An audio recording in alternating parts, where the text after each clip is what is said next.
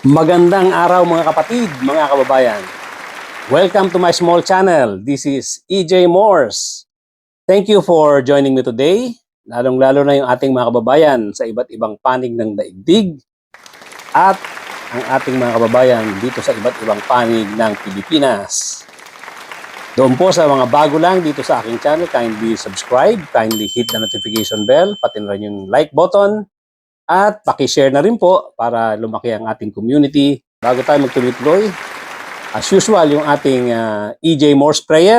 Here it goes. Sa lahat ng mga manggagawa sa pamahalaan, sa lahat ng mga public servants, tama na ang pagyayabang, itigil ang pagiging arugante. Irespeto ang batas, irespeto ang mamamayan. Huwag magnakaw, huwag maging tamad, maging mapagpakumbaba. Pasweldo kayo ng taong bayan. Kami ay nakamasid, di namin kayo tatantanan. Okay. Tuloy-tuloy na po tayo sa ating topic for today. The Constitution is very clear. The resolution of Senator Batu is unparliamentary. You cannot dismiss. You cannot move to dismiss a case. Wala po tayo ngayon sa aking home base. Ako ay nasa Visayas area. At hindi lang natin po pwedeng palagpasin itong isang napakahusay na abogado, dating Senate President, at naging isang magaling na litigator, isang abogado na talagang sumasabak sa mga litigation cases. Ito yung nakikipagtalo sa korte. At alam naman natin na napakakulay ng karir nitong taong ito na sinasabi ko na sa ngayon ay political advisor ni PBBM. Walang iba kundi si Juan Ponce Enrile. Ito'y wala na sigurong mas authority pa kung pag-uusapan natin ay Philippine politics at ganoon na rin ang tungkol sa batas at authority na rin ito pagdating sa impeachment cases. Itong si Chis Escudero, si SP, alam naman natin na bukod sa pagiging popular sa kanyang kilay, ay very popular ngayon.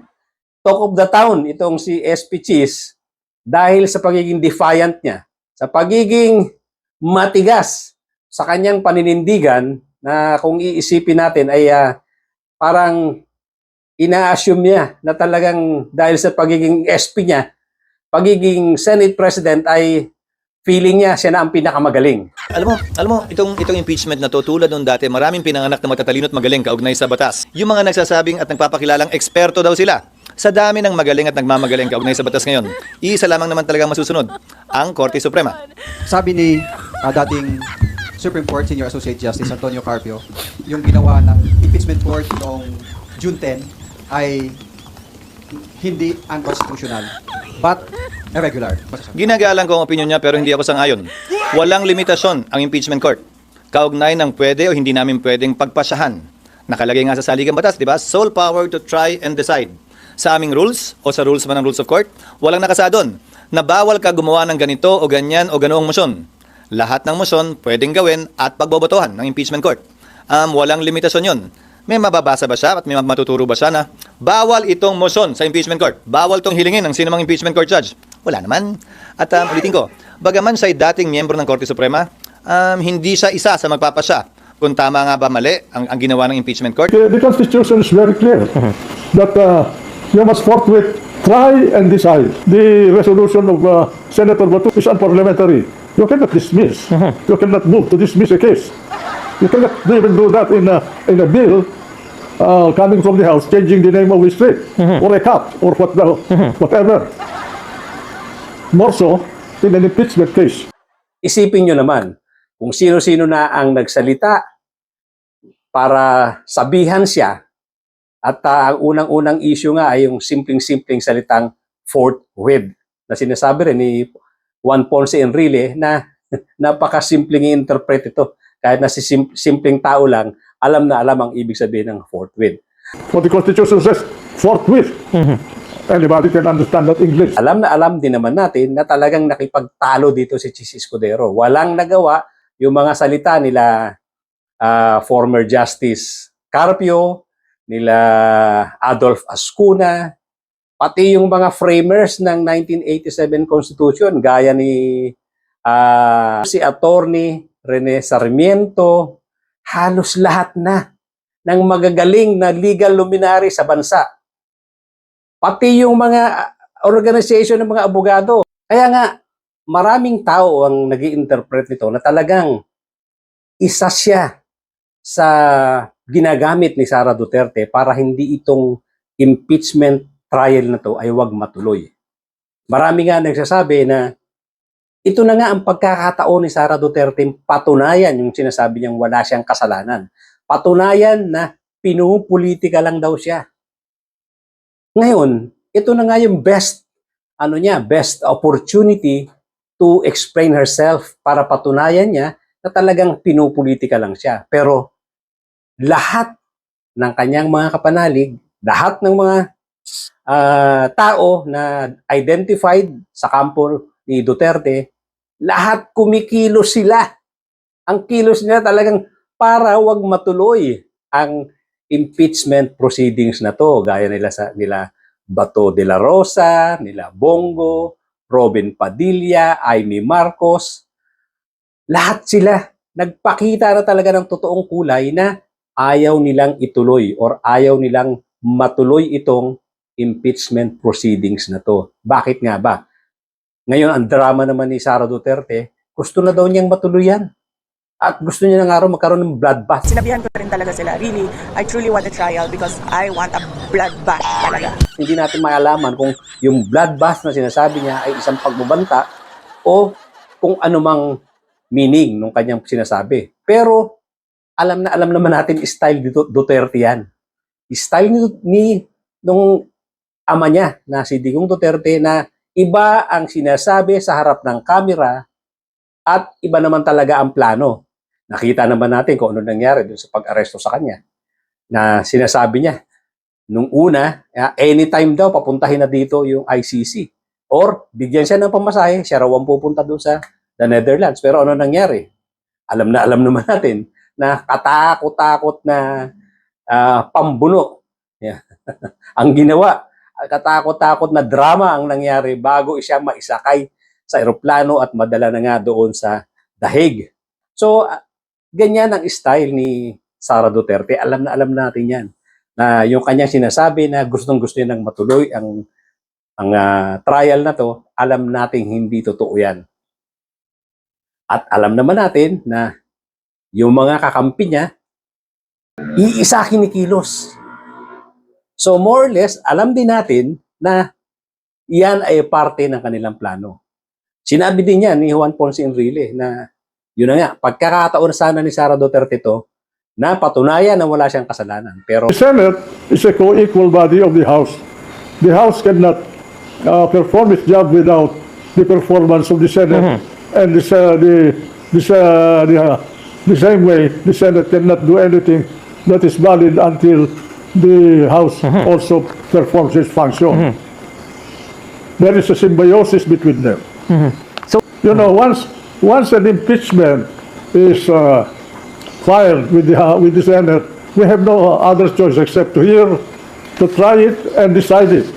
And once it is within the jurisdiction of the Senate, it has to discharge its duty to judge that case. It's sui generis. Frankly, I think Sara does not want to face an impeachment trial. It was very evident that there is a desire to prevent the trial to go through. kitang-kita kasi, imposible naman na itong mga kaso na nakita sa kanya, itong mga offenses na nakita sa kanya ay imbentohin ng mga congressman. Kaya sa aking pananaw, ito talagang kilos ng mga kasamahan niya dyan sa Senado ay talagang nagkakaisa na gagawa at gagawa ng paraan para hindi matuloy itong impeachment proceedings na to. At babalikan nga natin si Chis Escudero na lahat na lang halos nagsalita. Yung sinasabi ko nga kanina, lahat ng mga legal luminaries, mga senior na ito, mga retired justices, framers ng 1987 Constitution, Bagamat ang mga taong ito, napaka-lulumanay magsalita. Mababait silang masyado magsalita. Hindi nga binabanata ng todo-todo itong si Chis Escudero. Well, actually, itong si Juan Ponce Enrile, nagsalita rin naman, pero kita rin naman natin kung gaano siya kalumanay magsalita, pero makikitaan mo ng conviction, makikitaan mo siya ng diin ng kanyang mga sinasabi tungkol dito sa ginagawang stand ni Chis Escudero tungkol nga dito sa impeachment case. Ang sinasabi niya nga, may mga kilos itong si Chis Escudero na wala talaga sa konstitusyon. Unang-una na nga dito, simpleng-simple nga lang daw. Itong meaning ng forthwith, hindi niya na nasunod. Alin pa rito, yung katulad nga dito sa ginawa ni Bato de la Rosa na gumawa ng motion para i-dismiss ang kaso nitong si Sara Duterte. Ito namang si Robin Padilla ay gumawa rin ng resolution na para ma-dismiss din itong kaso ni Sara Duterte. So ang sinasabi nga ni ni Juan Ponce Enrile, ang ginawa nitong mga taong ito, ang ginawa ni Bato de la Rosa ay unparliamentarian. And the resolution of Senator Bato, with due respect to him, is unparliamentary. You cannot dismiss. You cannot move to dismiss a case. Ibig sabihin, hindi tama na ikilos at sabihin ng isang senador. At mukha nga daw, dapat yatang itong mga senador na to ay maturuan at malekturan kung ano ba talaga ang function ng mga senador. Yung mga bago na dapat mag-aral naman sila sana at nalalaman nila kung ano talaga ang ibig sabihin nitong trabaho na pumasok sa kanila na dapat nyo rin sundin. Mukhang hindi raw nila alam yan. Para magsalita ka maggawa ka ng motion para i-dismiss ang kaso na wala talaga sa function mo bilang isang senador. Mukhang hindi nga daw nila alam na dapat sila pagkalabas na pagkahatid ng impeachment complaints sa Senado, wala silang ibang gagawin dyan kung hindi ituloy sa trial, tingnan ang ebidensya, pag-aralan ang ebidensya, pag-aralan ng mga witnesses kung nagsasabi ng totoo, at dalawa lang ang pwede nilang gawin dyan. Either i-dismiss or i-convict. Klarong-klaro yan. Lahat na halos ng mga legal luminary sa Pilipinas sinasabi yan.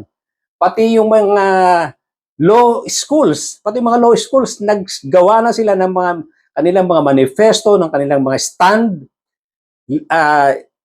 formal stand, may dokumento na kinokondem itong mga ginagawa at pagkilos nitong sila Chis Escudero. Kasama na rin dito yung mga pinagsasasabi ni Senator Tolentino, ni Senator Cayetano, at of course, lalong-lalo na itong sila Bato de la Rosa at Robin Padilla, sila Bongo.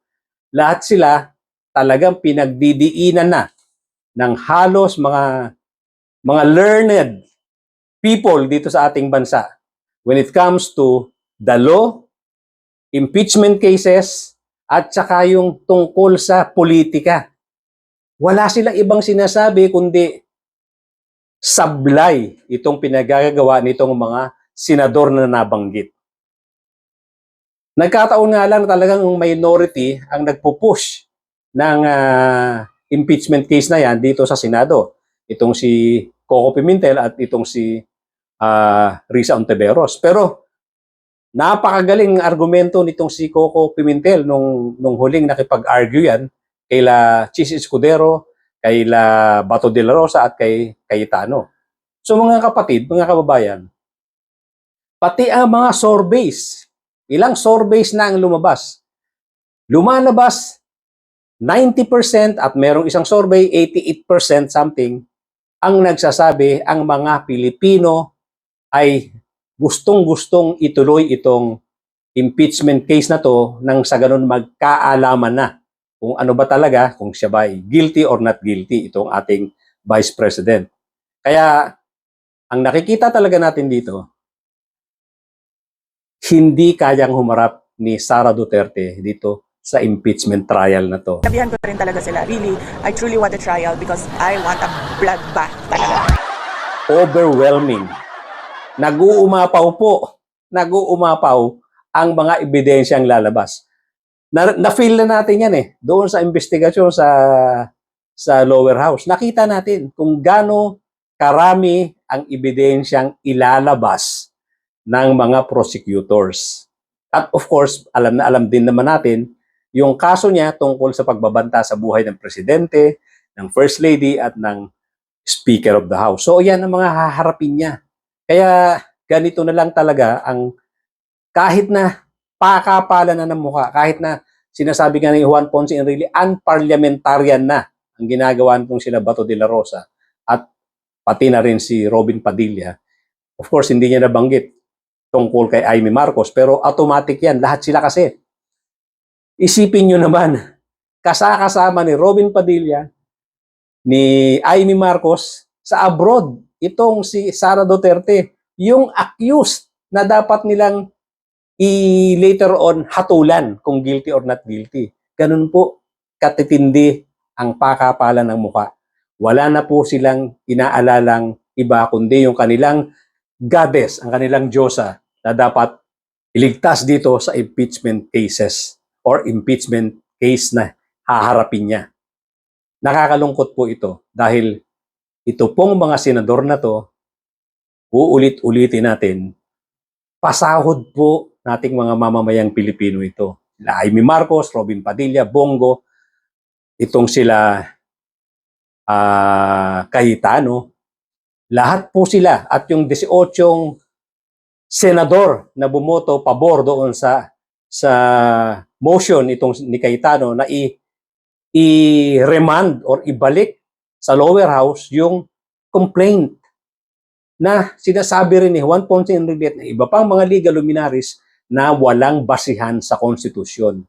We never had the experience for President, like what they have done now, to return the impeachment complaint to the impeaching authority, which is the House of Representatives.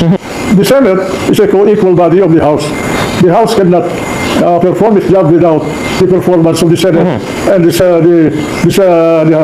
same way, the Senate cannot do anything that is valid until the House also performs its function. We have no other choice except to hear, to try it and decide it. Ang sinasabi po natin, napakasaklap para sa ating mga Pilipino na ang ating mga pinapasahod ng mga senador ay winawalang hiya tayo. Wala silang ginagawang proteksyon sa mamamayang Pilipino.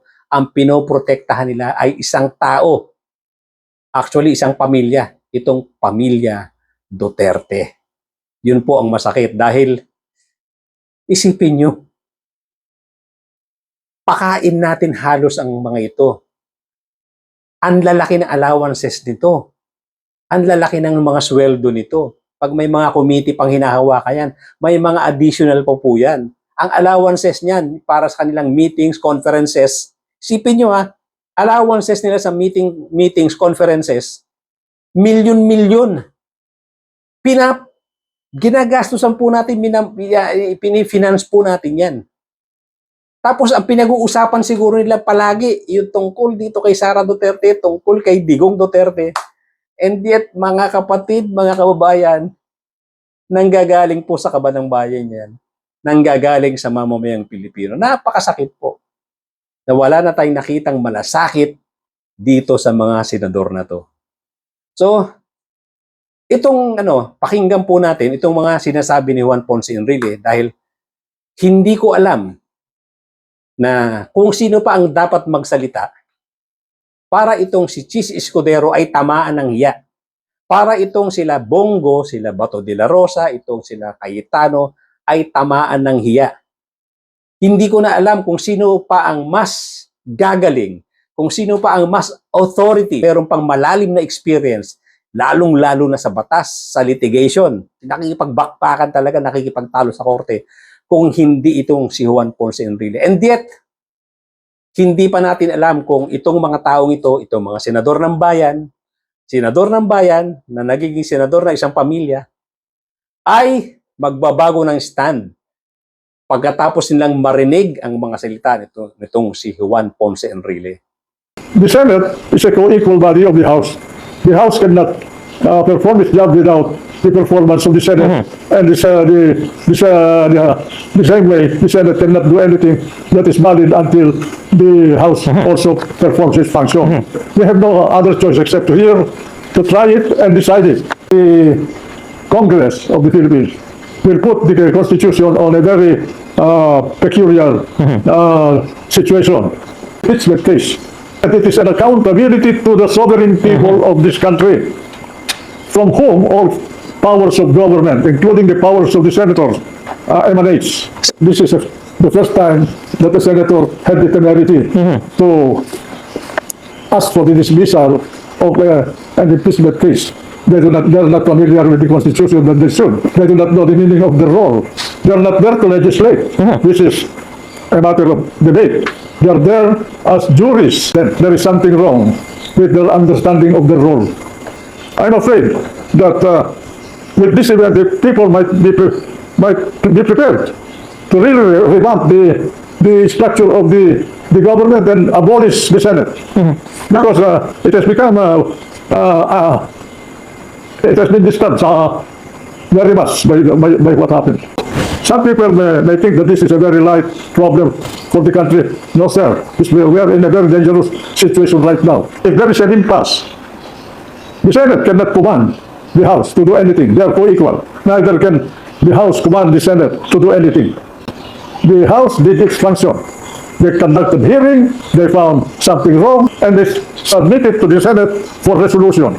The Senate is supposed to do its job with reasonable speed. What the Constitution says, forthwith. Anybody can understand that English. Worse, they turned it back to the House and commanded the House, which is improper and parliamentary, to do something that they have done. You must give a presumption of regularity to the other House. You cannot demand or command the other House, which is your co-equal, where the public feels that they're not performing their jobs. They're subject to punishment to election. If they're not going to run again, maybe. But they're politicians. They cater to the desires and lack of trust of the voting population. So the Filipino people who have a little understanding of these things will wonder why things are happening this way. I'm sorry to say this, but even I was a little bit taken by the events that transpired. It was very evident that there is a desire to prevent the trial to go through. For kung itong proseso ng impeachment na nangyayari ngayon ay masusunod, wala nang sumasasangga sa korupsyon sa buong bansa. Bigay na lang natin yung pera, bigay na lang natin yung pera, bigay na lang natin yung pera, bigay na lang natin yung pera, bigay na lang natin yung pera na binabayaran ng mga nagbabayad ng buwis. Bahala na sila. Hindi na pupunta sa mga tao. Libre na. Wala na magbabawal sa kanila. Wala na silang barriers o yung sasangga sa nakawan ng kabal ng bayan. Yung mga bago na dapat mag-aral naman sila sana. Dapat mag-aral naman sila sana. Dapat mag-aral naman sila sana. Dapat mag-aral naman sila sana. Dapat mag-aral naman sila sana. At nalaman nila kung ano talaga ang ibig sabihin nitong itong trabaho na pumasok sa kanila na dapat nyo sundin. 100 plus years old na po ito. I think 101. Pero napaka-sharp. Alam na alam niya ang mga pinagsasabi niya. Alam na alam niya ang ginagawang katatawanan na nangyayari diyan sa Senado. Napakaganda ng mga binitiwang salita ni Juan Ponce Enrile. Maririnig niyo talaga yung pagiging authority nitong si Senator Juan Ponce Enrile tungkol dito sa impeachment cases or tungkol sa impeachment na katulad nito kay Sara Duterte. At alam na alam naman natin na talagang pagdating sa batas, yung experience ng matandang ito ay hindi matatawaran. Kaya, hindi ko alam kung talagang gaano kakapal ang mukha nitong mga senador na to para hindi magbago ang kanilang stand, para panindigan pa rin nila ang mga pinagsasasabi or panindigan pa rin nila itong side ni Sara Duterte. Gaano kakapal ang mga mukha nyo para hindi kayo tablan dito sa mga sinabi ni Juan Ponce Enrile. Napaka totoo at walang halong politika. Ang sinasabi niya lang ay according doon sa batas, according sa konstitusyon, according sa experience niya. Na wala sa tingin ko mas hahaba pang experience kung ikukumpara natin sa taong ito.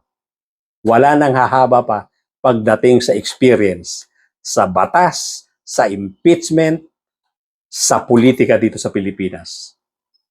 At kitang-kita nyo dito kay Juan Ponce Enrile ang disappointment, ang mga nakakatawang nangyayari, yung mga nakakalitong pangyayari, yung mga hindi niya matanggap na pangyayari, yung mga pangyayaring hindi niya maubos maisip na nangyayari ngayon dito sa Senado at dito sa Pilipinas. Nanggaling na rin nga sa kanya, ang sinabi niya na baka ang tao na ang kumilos para i-abolish itong Senado dahil dito sa nakakahiyang pangyayari. Totoo naman. Kung ang batas ay hindi masusunod, kung ang konstitusyon ay hindi masusunod, tayong mga mamamayang Pilipino ay pwede na talagang magreklamo, mag-aklas, magkaisa para ituwid ang mga pagkakamaling ito.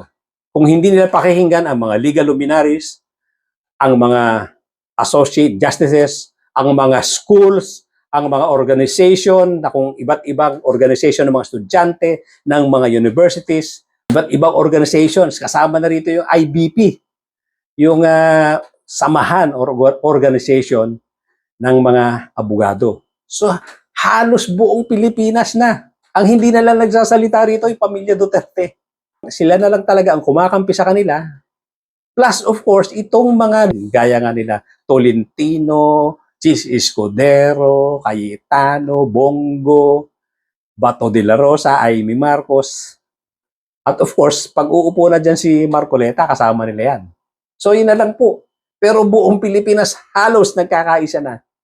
According nga sa survey, 88 to 90% ang nagsasabi dapat ituloy itong paglilitis na to. Kaya mga kapatid, mga kababayan, hindi ko alam kung itong sila Chis Escudero ay hindi magbago ng stand despite this new development na ang nagsalita na itong advisor mismo ng Malacanang ngayon na si Juan Ponce Enrile na hindi naman siya nagsasalita for Malacanang.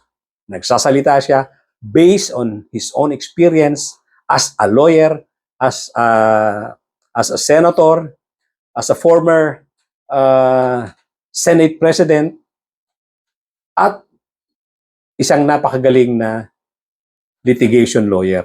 Ngayon, kung itong si Chis Escudero may maghihinambog pa rin, gaya ng mga nakarang, itong mga latest interview nga, ganun pa rin ang stand niya. Napakayabang magsalita. Na akala mo, yung sinasabi nating, yung langaw na tumungtong sa kalabaw, ang feeling ng langaw, mas malaki pa siya sa kalabaw. Ganyan po ang nakikita natin kay Chis Escudero. Parang wala na siyang sinasanto. Since siya ang authority pagdating sa pagiging Senate President niya, parang alam niya lahat. Wala na siyang pinapakinggan. Lahat na nga halos ng entities, lahat na lang ng organization, lahat na lang, pati yung mga legal luminaries, lahat na lang kontra sa mga ikinikilos niya. Pero pag nagsalita siya, akala mo kung sino pa rin siyang authority. Talo niya lahat. Talo niya. Baliwala yung mga Adolf Ascuna dyan, baliwala yung mga attorney Sarmiento dyan, baliwala yung mga Justice Carpio dyan, baliwala yung mga Frank Drilon dyan, lahat na lang halos. Yung mga organization ng schools, yung mga iba't ibang organization sa universities na nagsasabing sablay ka dyan, Chis Escudero. Hindi ko alam, baka ang inaantay pa ni Chis Escudero ay yung second coming of Christ. At yun ang magsasabi sa kanyang, Chis Escudero, mali na ang ginagawa mo. Yun na lang ba ang inaantay niya? O yun pa ba ang inaantay niya? Well, let's hope, mga kapatid, mga kababayan, na this time around, sa mga sinabi ni Juan Ponce Enrile, ay mahiya naman siya. Mahiya naman siya. Wala sa kalingkingan ang kanyang experience kung ikukumpara kay Juan Ponce. Wala sa kalingkingan. Sa lahat ng aspeto, sa pagiging abogado, sa pagiging Senate President, pagiging senador, at of course, lalong-lalo na sa pagiging litigation lawyer, wala namang experience masyado, I think. Baka kahit konti, walang experience itong si Chis Escudero sa pagiging litigator. Hindi kamukha nito si Juan Ponce Enrile, talagang napagbakbakan ito sa korte nung araw. Kaya mga kapatid, mga kababayan, let's hope at mapakinggan niya ng mabuti ang sinasabi ni Juan Ponce Enrile at hoping na talagang magbago ang isipan niya at wag na silang gumawa ng mga effort, tigilan na nila ang kanilang ginagawang kilos para wag matuloy itong impeachment proceedings ng kanilang goddess.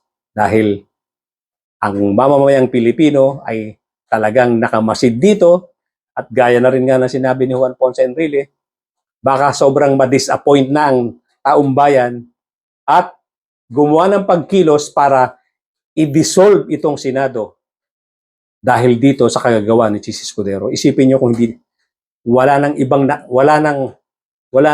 mas nakakahiya pa na magiging masusulat sa libro ang pangalan nitong si Chis Escudero na siya ang naging dahilan para ang mamamayang Pilipino ay kumilos upang i-dissolve ang Senado. Nakakahiya yan. Mawawala, lalong mawawala, magguguho lahat ng mga pangarap nitong si Chis Escudero na alam naman natin na talagang nangangarap one day na maging presidente nitong Pilipinas. Guguhong lahat yan. Ngayon pa lang, nag-uumpisa ng gumuho yan, Chis Escudero, dahil sa mga ikinikilos mong kakaiba na walang basihan sa korte o walang basihan sa konstitusyon. Ang nakakatawa pa nga, mabanggit ko rin lang, itong si Alan Peter Cayetano, nung nagsulatan na, gumawa ng mga manifesto or gumawa na ng mga stand, gumawa ng mga dokumento itong mga universities, mga lawyers, kung sino-sino, na sinasabi na ganito ang stand nila, sinasabi nila na hindi tama ang ginagawa ni Chis Escudero, ang ginagawa sa Senado ng mga pro-Duterte camp. Alam mo kung sabi ni Cayetano? Ang sabi ni Alan Peter Cayetano, dapat naman maging consistent sila. Ito ang sabi niya dapat naman maging consistent itong mga gumagawa ng stand na to, na sumusulat sa, gumagawa ng kanilang mga manifesto, gumagawa sila ng mga formal stand na sinasabing hindi tama ang ginagawa nitong sila Chis Escudero, at kasama na nga sa Alan Peter Cayetano. Ang sabi niya, dapat consistent sila. Bakit hindi sila nagsasalita? Nung itong si Cardenas ay nag-file ng impeachment case against PBBM. Iyan ang sinabi ni Alan Peter Cayetano. Bakit hindi raw sila consistent? Nung nag-file ng impeachment case itong si Cardenas, ang sabi ni Alan Peter Cayetano, bakit wala man lang daw nag-condemn dahil walang nag-endorsong congressman. Kaya nga hindi natuloy ito. Katawa-tawa din yan, Alan Peter Cayetano. Kasi alam naman natin na gusto lang nitong gumanti. Walang basihan itong si Cardenas para mag-file ng kaso ng impeachment against PBBM dahil ano ang basihan niya? Wala siyang basihan hindi man siya nag-imbestiga. Kung magagawa siya ng ganyan, hindi katulad nitong nangyari kay Sara Duterte, nag-imbestiga muna ang lower house. Ang haba ng investigasyon. At nakita yung mga ginawa niyang infraction. Nakita yung mga ginawa niyang pinag-umpisa ng kanyang impeachment case. Katulad na rin yung obvious na obvious, yung pagbabanta niya. Nasa internet mismo, nasa YouTube at TikTok, lahat na lang na naglabas ng kanyang pagbabanta kay PBBM, kay Lisa Araneta at kay Speaker Romualdez. So, kitang-kita yung basihan.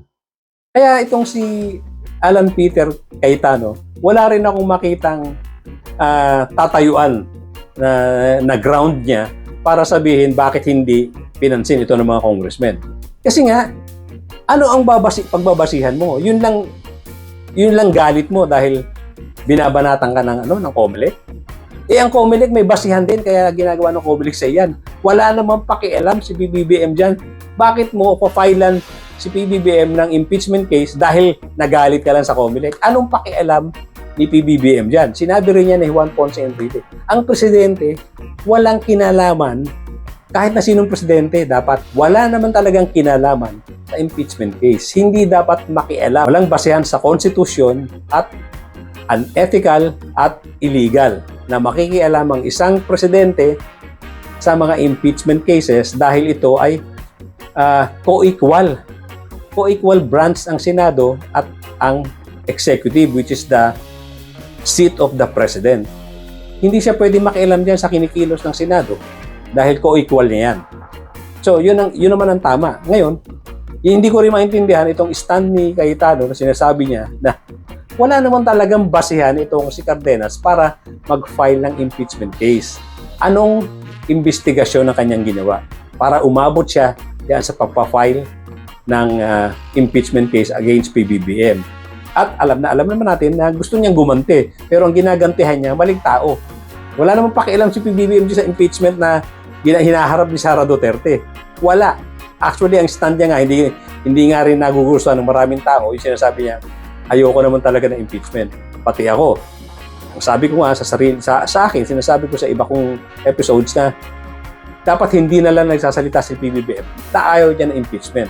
Dapat nag-neutral na lang siya, wag na siyang umimik. Pero sinasabi niya na ayaw niya talaga ng impeachment. Anyway, hanggang dito na lang po muna yung ating episode for today. Thank you so much for joining me today at ako ay nagpapaalam na for the moment. At thank you so much for joining me today. Doon po sa mga bago lang sa aking channel, kindly subscribe, kindly hit notification bell, pati na rin po yung like button at share po natin para marami pong makaalam ng ating mga discussion dito.